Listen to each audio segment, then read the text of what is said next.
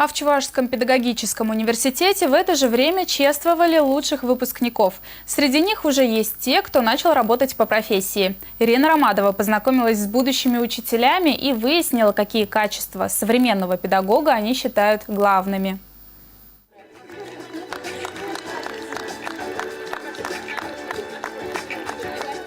В этом году педуниверситет заканчивают 670 студентов-очников. Из них выбрали 50 лучших. Тех, кто добился значительных успехов в учебе, науке, творческой, спортивной или общественной деятельности. Они все хорошо учатся, но кроме этого они очень общественно активные.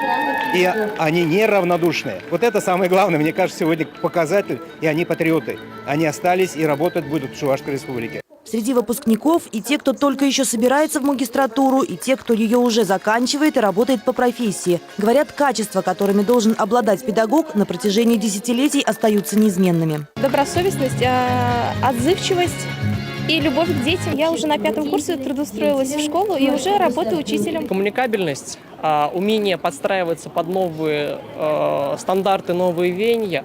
Ну и, в принципе, вообще следить за собой, быть опрятным, красивым и интеллигентным. А любовь к детям? Само собой прилагающееся. Я думаю, что об этом не стоит говорить. Я уже работаю в школе уже 3-й год. Я заканчиваю в этом году магистратуру. Работать в школе мне очень нравится. Сам по себе я очень люблю историю, именно поэтому поступил на данный факультет. И вот, наверное, только на 2-м курсе для себя четко решил, что я хочу преподавать данный предмет еще и детям. Преподаватели с гордостью отзываются о своих студентах. Считают, что профессию учителя выбирают те, кто предан традициям, кто ценит хорошее воспитание, уважает родителей. Это самые главные качества, которые нужно передавать детям. Сами выпускники уверены, они не ошиблись с выбором вуза. Когда стал выбирать, какой факультет, какой вуз, я не задумалась и поступила в ЧГПУ, на физмат. Сложно учиться-то было вообще? Ну, физико-математически, да.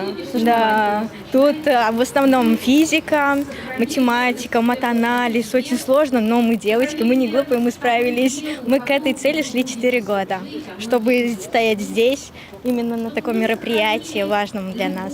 Впервые чествовать лучших выпускников в педуниверситете начали в прошлом году. Теперь хотят сделать эту традицию постоянной. 1, отпускаем шары! Ирина Ромадова, Вадим Владимиров. Вести Чебоксары.